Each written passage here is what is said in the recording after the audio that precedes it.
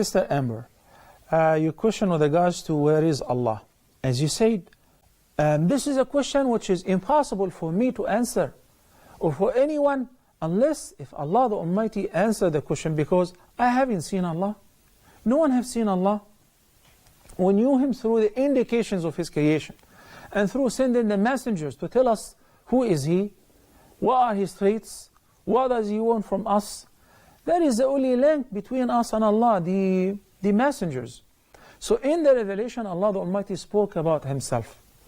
He made us recognize Him through His beautiful traits, and no one is equivalent to Him, comparable to Him, as He stated in the Quran. And He mentioned in many ayat, ثُمَّ اسْتَوَى عَلَى الْعَرْشِ, after the creation of the heavens and the earth, He created the heavens and the earth in 6 days, then He rose above the throne. Then He says also another ayah, الرحمن على العرش استوى, the ayah which you just quoted, the most beneficent, is above His throne. This is what Allah said. It will be best if I can limit myself to that. Okay, what about the thought which you suggested? And I give you the benefit of doubt, and I'm not, judging your faith or anything. Inshallah, you are a believer. You are a very good believer. But when the person thinks that I want to feel close to Allah, Allah said so. Allah said that He is the closest to you. But this closeness has to be physical. To touch Him, to feel Him around you. What did Allah Almighty say to His Prophet, peace be upon him, when he was in the cave? Ayah number 40 of Surah At-Tawbah. إذ هما في الغار إذ يقول لصاحبه لا تحزن إن الله معنا. Yes, this is what Prophet Muhammad, peace be upon him, said to Abu Bakr when they were hiding in the little cave of Thawr, and the Meccan pagans were chasing them and they almost captured them. Abu Bakr was worried. He said, don't worry, Allah is with us. Does it mean that Allah have dimensions to fit within this little cave? It doesn't mean that.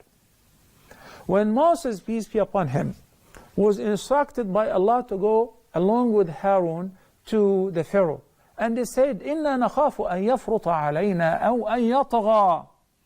We're afraid that this guy is crazy, he can kill us, he can, hurt us. Allah the Almighty said, لَا تَخَافَ إِنَّنِي مَعَكُمَا.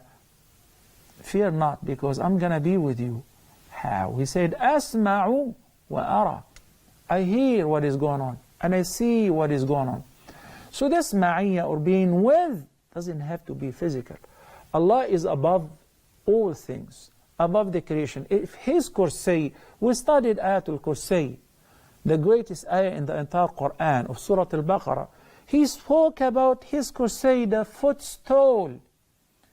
Not al-arsh, the footstool. He said it encompasses the heavens and the earth and all that exists. And the footstool compared to al-arsh, which is Allah above, is like a ring thrown in a plain or in a huge desert. So Allah is above all of that. But His infinite hearing, His infinite sight, His infinite power, He's omnipotent, gives Him the ability to see behind closed doors, to hear the crawling of an ant on a dead rock on a dark night, in the middle of the night, and the fish in the sea. He hears the crying of those who are in need. He doesn't have to be physically, because Allah is beyond dimensions, as you just mentioned. So He says, إِذَا سَأَلَكَ عِبَادِي عَنِّي فَإِنِّي قَرِيبٌ. When my servants ask you about me, I am near to them. How near? How near? How would you explain the nearness of Allah? The Quran explains it. He says, we are nearer to Him than His jugular vein. Allah knows what you're even thinking about. Okay? So this is the nearness of Allah subhanahu wa ta'ala. But when you say Allah is everywhere, the danger of that belief that Allah is divided everywhere, Allah is in places which even the angels refrain from entering, bathrooms, dumpsters, nightclubs, dirty places. But Allah sees these places. Everything for Him is see-through. Okay?